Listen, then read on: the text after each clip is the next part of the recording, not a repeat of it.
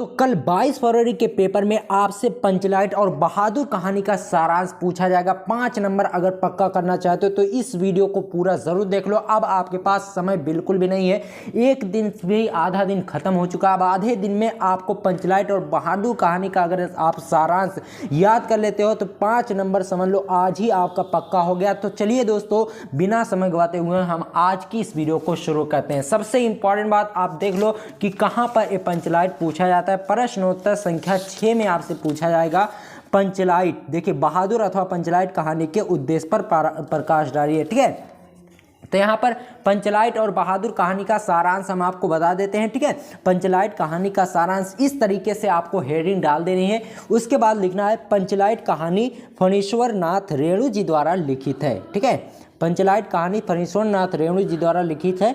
इस कहानी में बिहार के एक पिछड़े गांव के परिवेश का चित्रण प्रस्तुत किया गया है। ठीक है, इसमें क्या लिखा गया है दोस्तों? पंचलाइट कहानी फणीश्वर नाथ रेणु जी द्वारा लिखित है। इस कहानी में बिहार के एक पिछड़े गांव के परिवेश का चित्रण प्रस्तुत किया गया है। ठीक है, इतना क्लियर है। अब देखिए, महतो नाम की टोली में सब अनपढ़ लोग हैं। उन लोगों ने रामनवमी के मेले में पेट्रोमैक्स खरीदा, जिसे वह पंचलाइट कहते थे। ठीक है, इसको देखने के लिए गाँव के सभी लोग इकट्ठा हो गए। सरदार ने इसको जलाने के लिए, ठीक है, सरदार ने इसको जलाने के लिए पूजा पाठ का आयोजन किया। लेकिन सबसे बड़ी समस्या ये थी कि उनमें से कोई पंचलाइट जलाना नहीं जानता था। दोस्तों, सबसे बड़ी समस्या ये थी कि उस गांव में इतने अनपढ़ लोग थे कि पंचलाइट को जलाना भी नहीं जानते थे। लेकिन उसी टोली में एक युवक था जिसका नाम गोधन था। गोधन पंचलाइट जलाना जानता था, लेकिन पंचों ने उसे अपनी पंचायत से भगा दिया था। क्यों भगा दिया था? क्योंकि वह मुनरी से प्रेम करता था। मुनरी की मां गुलरी काकी ने पंचों से शिकायत की और वह मेरे घर के पास आकर सलीमा का गाना गाता है। तो इसलिए लोग गोधन को भगा देते हैं। ठीक है, फिर लोग किसी तरह करके गोधन को बुलाते हैं। फिर गोधन बड़े ही आसानी से पेट्रोमैक्स जला देता है। ठीक है, इतना क्लियर है। फिर लोग बहुत खुश होते हैं और कहते हैं, 7 खून तुम्हारा माप, अब खूब गाओ सलीमा का गाना। ठीक है दोस्तों, यहाँ पर कहा जाता है कि गोधन जो था ना, वो किसी तरीके से उसे बुलाकर लाते हैं। फिर जब गोधन पंचलाइट जला देता है तो गांव के लोग बहुत खुश हो जाते हैं और कहते हैं, 7 खून तुम्हारा माप, अब खूब गाओ सलीमा का गाना। पंचलाइट जलने से लोग भजन और उत्सव मनाने लगते हैं। रेणु जी की इस कहानी से शिक्षा को बढ़ावा मिलता है। बहुत ही आसान भाषा में हमने बताया है।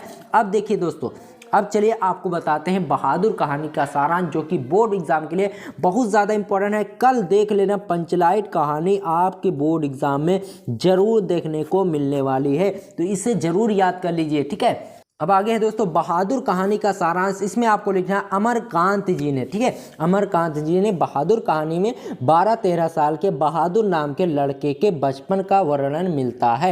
ये जो बहादुर कहानी है ना, इसमें दोस्तों 12-13 साल का एक छोटा सा लड़का है जिसके बचपन का वर्णन मिलता है, यानी उसके बचपन के बारे में बताया गया है। बहादुर एक मध्यम वर्ग का लड़का है। ठीक है, जिसकी माँ डांटती है तो वह नाराज होकर शहर चला जाता है। ठीक है, जहाँ उसे लेखक जी मिलते हैं, अमरकांत जी। ठीक है, और उसे अपने घर ले जाते हैं तो वहां उसकी पत्नी निर्मला उसे नौकर बनाकर रख लेते हैं। ठीक है, बहादुर एक परिश्रमी एवं हंसमुख लड़का है।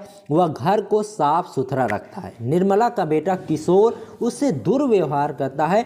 निर्मला का भी व्यवहार अब बदलने लगा, उससे दुर्व्यवहार करने लगी। एक दिन घर पर रिश्तेदार आए। उन्होंने बहादुर पर बिना गलती के आरोप लगाते हुए कहा तो लोग उसे बहुत डराते धमकाते हैं।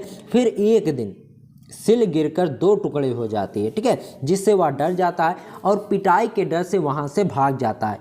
ये कहानी बचपन को बचाए रखने का प्रमाण देती है। ये कहानी कुछ इस तरीके से है कि बचपन में हमें अपना बचपन खोना नहीं चाहिए, हमें अपना बचपन बचा कर रखना चाहिए, जिससे आने वाला जो हमारा फ्यूचर है वो बहुत ही अच्छा हो सके। तो पंचलाइट और बहादुर कहानी का बहुत ही सिंपल भाषा में हमने बताया, इसे आप तैयार कर लेना। इस तरीके से अगर आप लिख कर आते हो जैसे आज की इस वीडियो में मैंने बताया, तो 5 में 5 नंबर दोस्तों आपको बिल्कुल फिक्स है, मिल जाएगा।